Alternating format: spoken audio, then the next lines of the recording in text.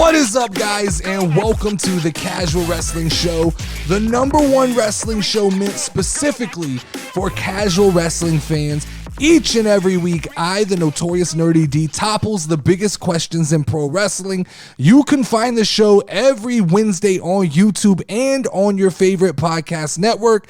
If you enjoy the content, make sure to join the Casual Community Discord group. The link is in the description of this video, and make sure to hit the like button to help this video get into whatever algorithm it needs to get into to be seen on YouTube or to boost its appearance on Spotify and Apple Podcasts. Let's jump right into it this week. Let's talk about AEW, something that I don't talk about as much anymore because I don't watch as much, but I happened to tune in last week when MJF entered the ring and cut a promo, his normal shtick about nobody's on my level, nobody can step up to me. And what do we get? We get a Adam Cole baby appearance. And Adam Cole comes out and he stands toe-to-toe with MJF, and MJF basically, takes shots at Adam Cole's body, which I've done in the past. It's fun to do. But Adam Cole stood toe-to-toe with MJF, looked him straight in the eyes, and seemingly Adam Cole questioned if MJF is on steroids. So let's cut right to the chase, because I think this is a touchy subject, and I don't think this got as much public acknowledgement as it probably should have. Let's talk about the elephant in the room from AEW, right? Because I think something that should have sent shockwaves through the wrestling world has seemingly kind of gone unnoticed. Adam Cole, that's a bold accusation towards MJF, and it's also a solid shot. It's a solid right hand in the world of promos. The reigning AEW World Champion could possibly be on steroids, and he was called out by one of his coworkers. Now, none of us are new to MJF, right? None of us are new to his brash persona. We're no stranger to his controversies. He's got the title, he's got the skills, he's got the bravado, but does he have steroids? Adam Cole throwing down a challenge to piss in a cup? That's a pretty big deal. That's a pretty legitimate shot. I think that goes beyond just the world of professional wrestling. It's a bold move. And here's the thing. When you strut around like you're invincible, like MJF does, this is the kind of heat that you attract. When you take those cheap shots at other wrestlers, this is the kind of thing that they come back with. This is the 1-2 that they're ready to counter with.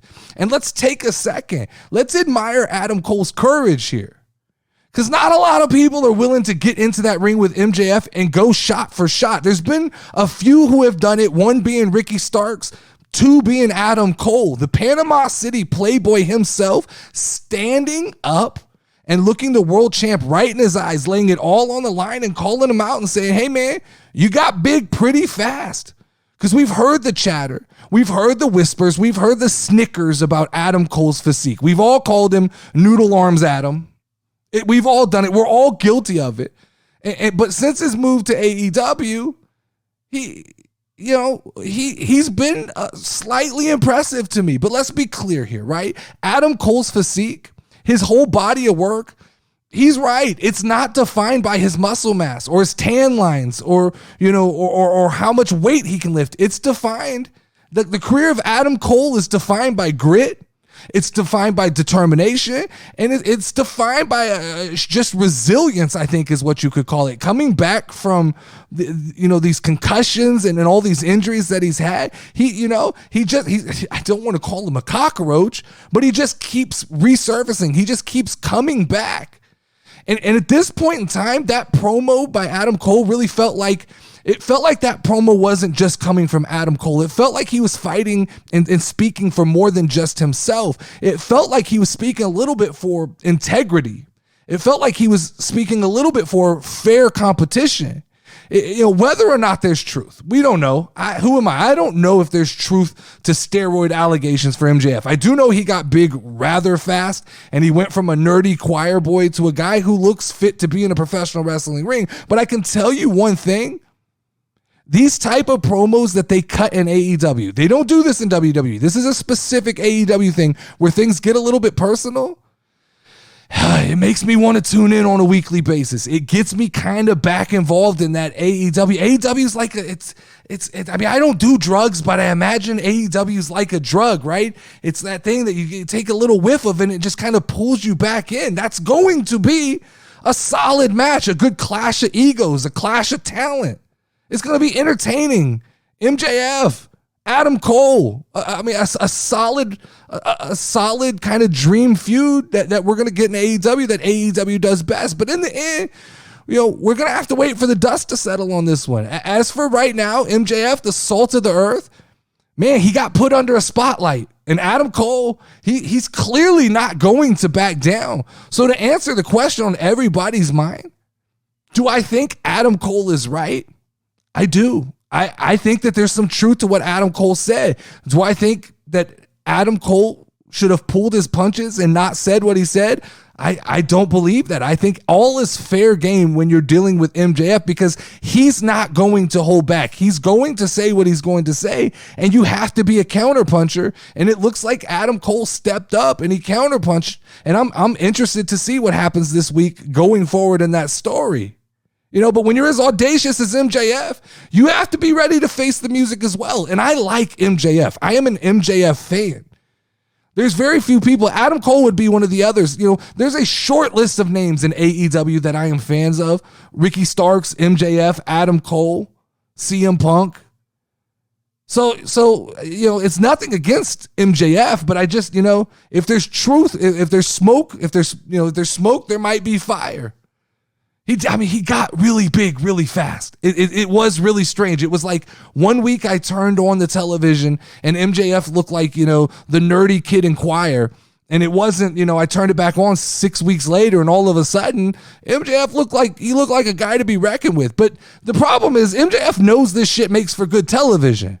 Like this is the kind of thing that kind of gets MJF going. But, maybe you want to nip it in the butt before it grows too many legs on the internet. It seems like something you might want to do. You guys let me know in the comments. Do you think that Adam Cole was right to bring up something like steroids? And let me know, do you think MJF is possibly on steroids? 2 questions that I want to know the answers to. So LA Knight was a guest on the most recent episode of WWE's The Bump. And he was happy to big up himself while taking shots at Selena Vega and other members of the WWE locker room. The rising star believes that he is the total package, but Selena Vega begs to differ. Responding to a fan who asked her about Knight's comments on Twitter, Vega described him as a plagiarist of 2 of the most famous WWE legends of all time, Stone Cold Steve Austin and The Rock.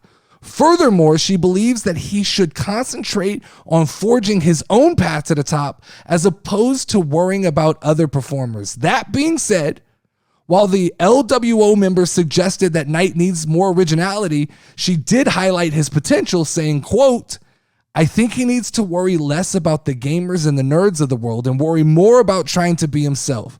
Not The Rock and Stone Cold Light. He's probably pretty neat underneath all of that. All right.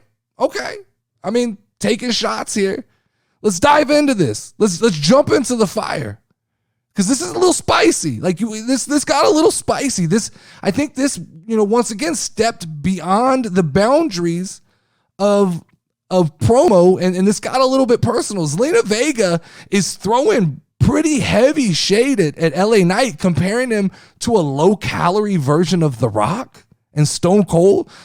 She's saying that LA Knight is trying, too hard to mimic these beloved legends. But here's my take. This is what I think.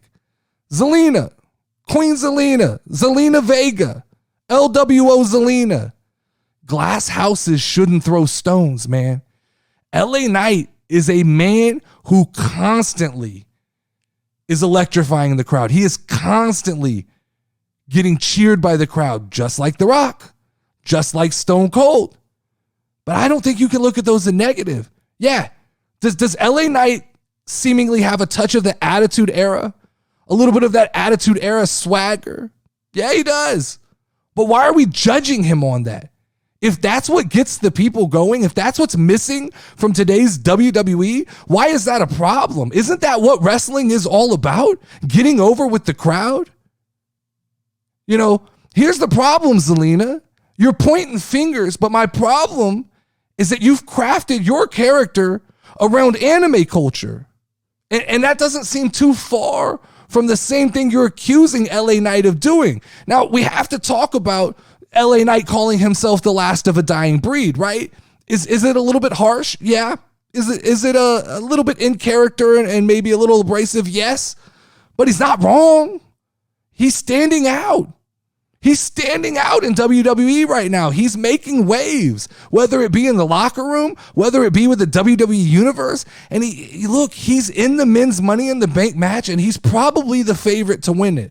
Selena, on the other hand, is in the Money in the Bank match. I don't know what her odds are to win it, but she's not generating that same level of buzz that LA Knight is.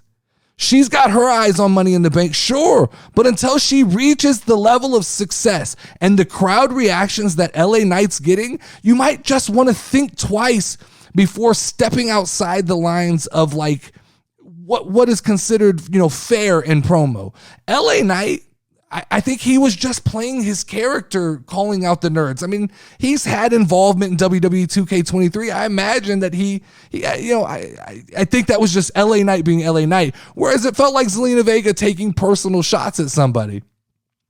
LA Knight tends to kind of represent the good old boys who miss the Attitude Era. We kind of take a little bit of comfort in the fact that he has that attitude. And Zelina, she seems to be more focused on LA Knight than focusing on kind of rounding out and figuring out who her character is. Maybe if Zelina Vega channeled all of this energy that she spends worrying about the things LA Knight says, she could put together a character that reaches heights in the levels that LA Knight is doing right now. Here's the reality. This is reality. In the end, imitation, it's the sincerest form of flattery. Is LA Knight a little bit of The Rock?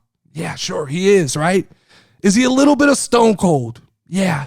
Has he figured out a way to combine two of possibly the greatest wrestlers of all time? Yes, he has. But he's also very much LA Knight, which is a completely different character. There are elements in there that don't exist for Stone Cold and don't exist for The Rock. And if he's found a way to mold all of these combinations together to create something new, that's what wrestling is, man. Wrestling is just gimmicks recycled. And I don't understand why those two gimmicks are supposed to be untouchable. But as for Zelina Vega, she has to remember that her character is influenced by an entirely different culture. So cut the hypocrisy. Focus on what really matters. The thrill of the match, the roar of the crowd, the entertainment of the fans, and stop with personal shots towards LA Knight. This is the problem with shows like The Bump, where certain people try to protect kayfabe and then others get their feelings hurt and they try to destroy a character. Let LA Knight do LA Knight. He's over with the fans. And that's really all that matters here, right? So hit me up in the comments if you think LA Knight is biting the style of Stone Cold Steve Austin and The Rock, or let me know, do you think that he's just paying homage to two greats in the Attitude Era? On the June 9th edition of WWE SmackDown, we saw Asuka hand in her red WWE Women's Championship and receive a brand new WWE Women's Championship belt that mimics Roman Reigns' undisputed title. No sooner had Asuka gained possession of this new title, Charlotte Flair made her way to return to the WWE, asking for and receiving a shot at the new championship, a move that has not gone over well with the previous champion, Bianca BelAir. BelAir was asked to not ruin Asuka's moment by WWE official Adam Pearce, with the EST promised a future title shot if she stayed away from the title presentation ceremony, to which BelAir complied. After Flair's return, BelAir took to Twitter to express her frustration. Been processing what went down last night. So let me get this straight. I did exactly what was asked of me. I agreed to let Asuka have her moment as long as I got my rematch, just for Charlotte to come out, demand, and get handed a rematch. Am I tripping or am I tripping? You ain't tripping, Bianca. But casual community, listen to me when I talk here. Everybody pay attention. I think it's time, once again, that we delve in to the future of the EST. My once favorite wrestler, Bianca BelAir. And this might be a hot take. I'm not sure. I don't know what the temperature is on this idea I'm about to drop, but I'm going to say it. It needs to be said. Bianca BelAir needs to turn heel. It's time. I'll say it again. Bianca BelAir needs to turn heel. And you might be surprised to hear that, but I can break it down for you. Bianca BelAir is the longest reigning women's babyface champion in the modern era of WWE. And she finally got toppled by Asuka. And I think that this is a blessing in disguise. Over the last year, Bianca has just constantly dominated, conquered, overcome. But where did her character develop?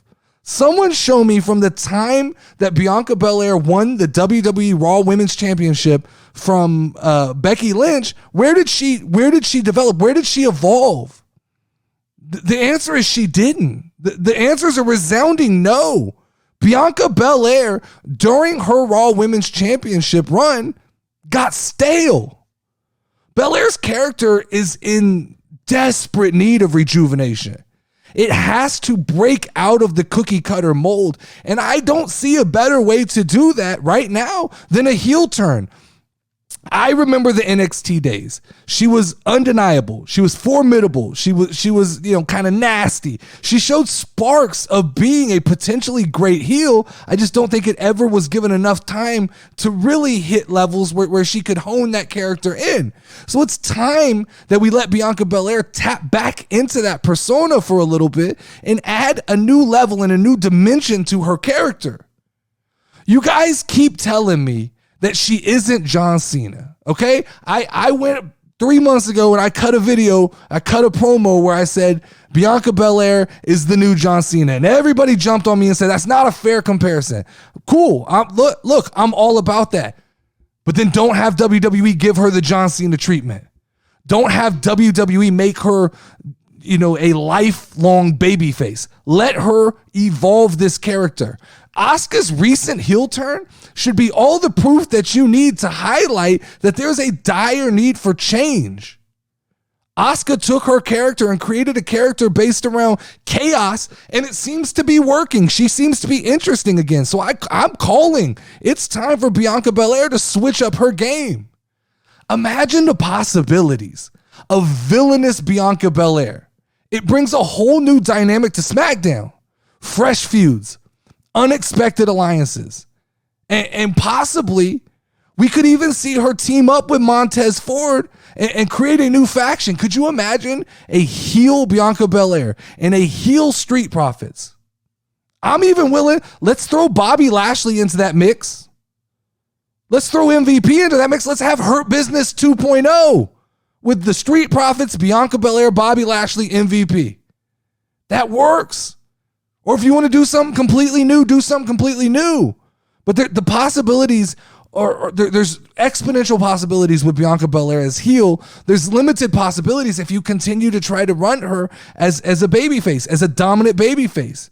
So this is ultimately my take, right? Losing the title to Asuka, that's not a setback. When for most wrestlers, losing the title tends to be a step back. It's not a setback. It's an opportunity for Bianca BelAir. It's a chance for Bianca BelAir to explore a darker side, to keep us all hooked to our screens. A heel turn, while it doesn't have to be imminent, I think we should start planting the seeds. But losing the title can push Bianca BelAir one step closer in that direction to finding out if she's capable of being a bad guy.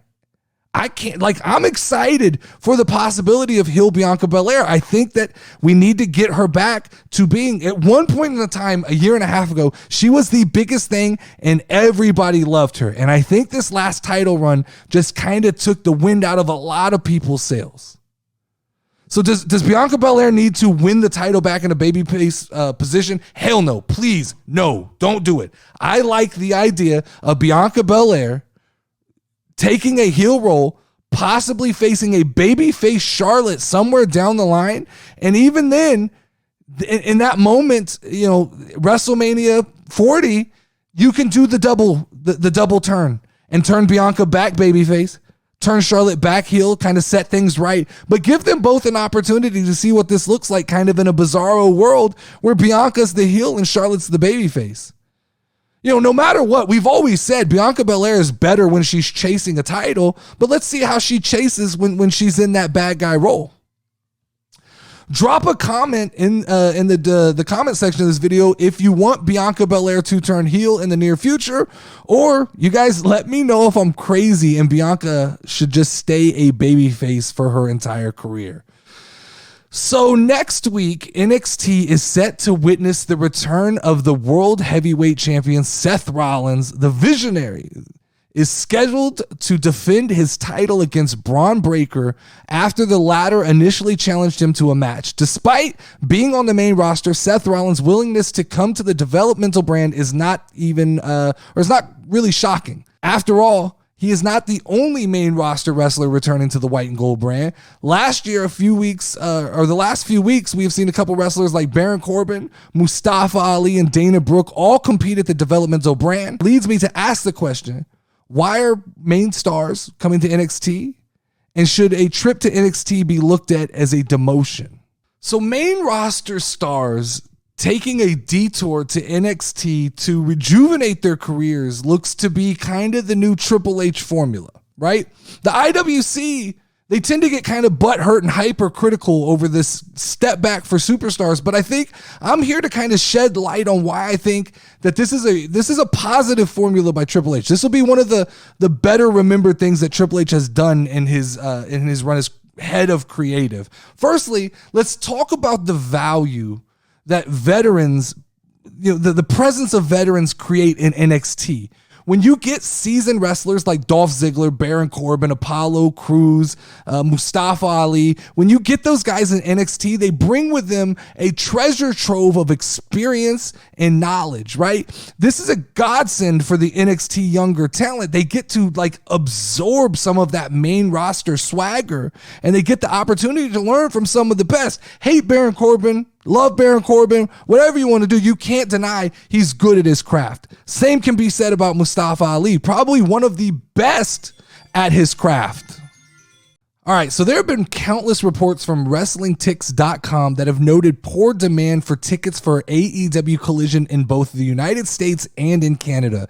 The Chicago show has sold just over 8,400 tickets, while the show in Hamilton, Ontario has sold a merely 837 tickets. While speaking with Post Wrestling, AEW president Tony Khan talked about the poor ticket sales for the show. Khan also noted that these dates and venues were originally booked to be house shows. Quote, I think really with these Collision events, people don't know what to expect. We've got a really strong number for the show in Chicago, and that's going to turn out to be one of the biggest TV shows we've done all year. I don't know how that adds up, where he's getting that from with the 8,400. But look, in a previous episode, we discussed this.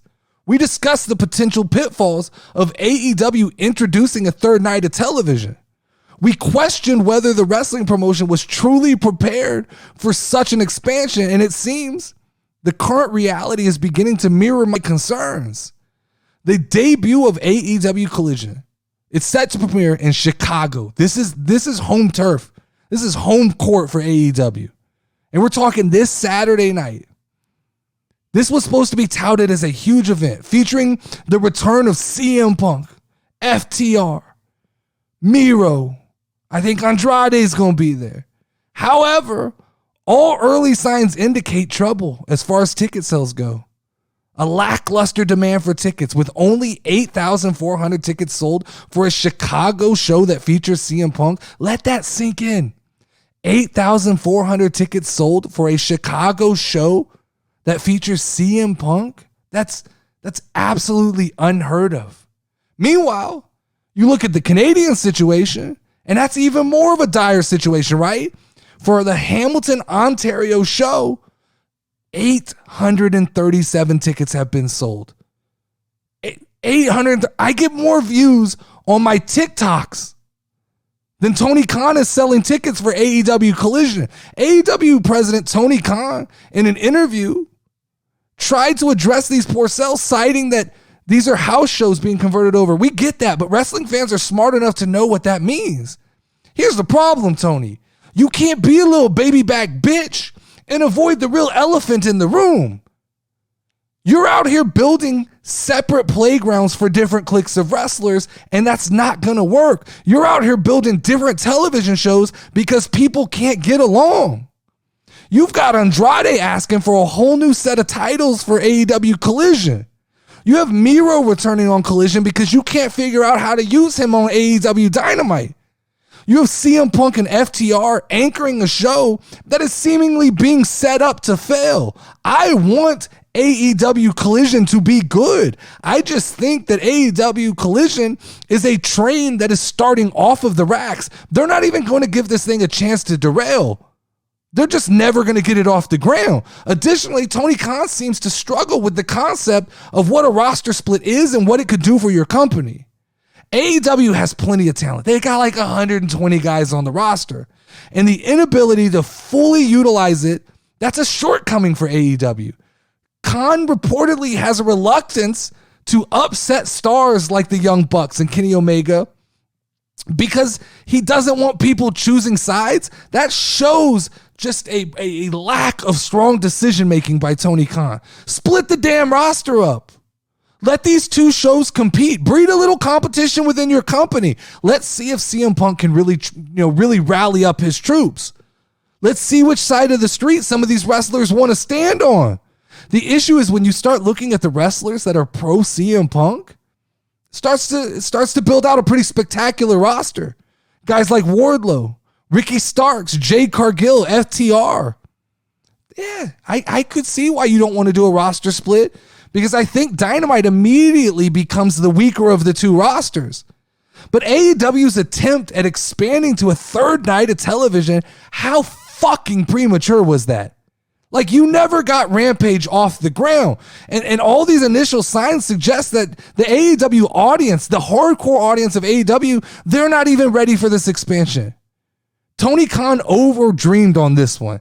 And as I pointed out before, it takes proper pacing and strategic growth to grow any business, especially a wrestling promotion. You can't just jump off one sinking boat called Rampage and try to captain a new ship on Saturday nights and call it Collision. It doesn't work that way. The lack of demand for AEW Collision tickets and Khan's indecision over splitting up his rosters suggests to me that there's a rocky path ahead for AEW. Expansion for the sake of expansion is not a recipe for long-term success. It is crucial right now for AEW to take a step back and reassess this strategy, right? Only time will tell if they can turn the ship around, but I'm thinking that like something like Collision failing, if we go 2 or 3 months and this show just completely bites, just shits the bed, right? This could be completely devastating to the brand identity of AEW. Casual fans and WWE loyalists are going to begin to point this out as a failure, and I don't know if AEW can recover from something like this. Let me know in the comments if you guys are going to watch the first episode of AEW Collision, and what match are you most excited for if you are going to watch. All right, the last topic of the day here. According to the New York Post, WWE's exclusive television right negotiations window with the current broadcast partners NBC Universal and Fox has ended. This leaves WWE free to shop Monday Night Raw, WWE NXT, and SmackDown to any potential suitors across any market. The New York Post sources report that Disney is among one of the interested parties. The House of Mouse empire stretches across the entertainment industry as a multi-billion-dollar company that owns popular brands such as Marvel and Star Wars, while also having massive platforms like Hulu, ESPN, and Disney+. While WWE has partnered with ESPN in the past for one-off projects, a WWE TV deal is not likely because ESPN has too many sports commitments and is constantly evolving on a weekly TV schedule. But here's the thing. We're entering an interesting new era of professional wrestling. And it seems like WWE might be setting the course for a new exciting destination named Disney. The potential merger of two mega giants like Disney and WWE could have profound implications for both organizations and their talent. Imagine a world where WWE coexists alongside with ESPN, coexist alongside with the FX channel, Disney Plus, Hulu. The crossover potential, man, it's mind-boggling. As reported by the New York Post, Disney has expressed interest in acquiring television rights for not just Monday Night Raw, not just NXT, but the whole trio, SmackDown, Raw, and NXT. The idea of WWE broadcasting on FX opens up a world of new viewership and promotional opportunities. Plus, you have to imagine the integration of wrestlers into the broad Disney ecosystem could change the landscape for WWE stars. Like, we might get the opportunity to see WWE stars in massive franchises like Star Wars, Marvel, other Disney properties, movies featuring, these live action Disney movies. Take, for example, right now, Seth Rollins is playing the villain named Cobra in the new Captain America movie. Like, that's just a potential taste of what's to come. Our favorite WWE stars could become our new favorite movie stars. This fusion could even extend into animated series, live action Disney movies. It gives all of these talents a different venue to showcase their charisma and storytelling. But of course, the crossover, it's not just benefiting WWE. It could benefit Disney as well. You imagine adding WWE to an already expansive network. You already have the bones and the structure with Hulu and with Disney Plus to do things like Peacock does with the network. The merger could result in a ton of fresh new content on Hulu, ESPN, on Disney Plus, on FX. There's a multitude of things you could do. Like, in essence, this potential move of WWE to the Disney family of networks could be a game changer. Not just for WWE, but for the entire entertainment industry. It opens up a world of opportunities for tons of cross-promotion, tons of character development, tons of storytelling on a scale that we haven't seen before by WWE in professional wrestling.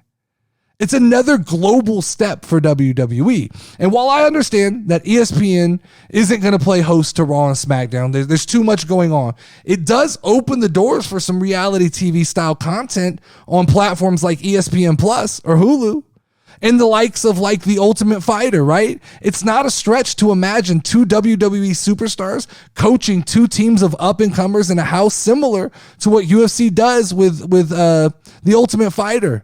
And similar to what WWE did with Tough Enough. That kind of thing it's not a far stretch. You have to remember that the relationship between Endeavor and Disney and ESPN, that already exists. So there's no doubt in my mind that those talks of what a potential WWE relationship would look like have already existed. Like, and let's not forget, one of our favorites, Pat McAfee, just signed an epic ESPN deal. So there's always integration on that level as well. It could be interesting time here in the near future with all the things going on. I don't think they can do anything until after 2024. But that negotiating window ending really points to me to this idea that maybe NBC and Fox see the writing on the wall and WWE's already kind of made up its mind that it wants to jump to the Disney platform. But that is all I have for you guys this week. Make sure to like and subscribe to the channel. Make sure to check out the Discord to meet other cool wrestling fans.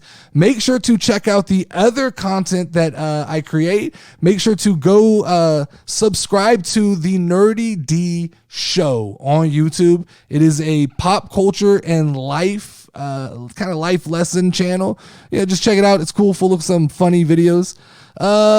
As always, I am the notorious Nerdy D, and we can ring the final bell. Step in the ring, if you ready, let's go. Ay, casual wrestling community show. You already know, talking WWE. Keep it rolling and hosted by notorious Nerdy D. Dope a show that you gon' find. Tune in cause it's online. Hit 'em with a figure 4 leg lock, power driver or clothesline. We bringing that heat like the show, but you should already know the casual wrestling community show. Let's go.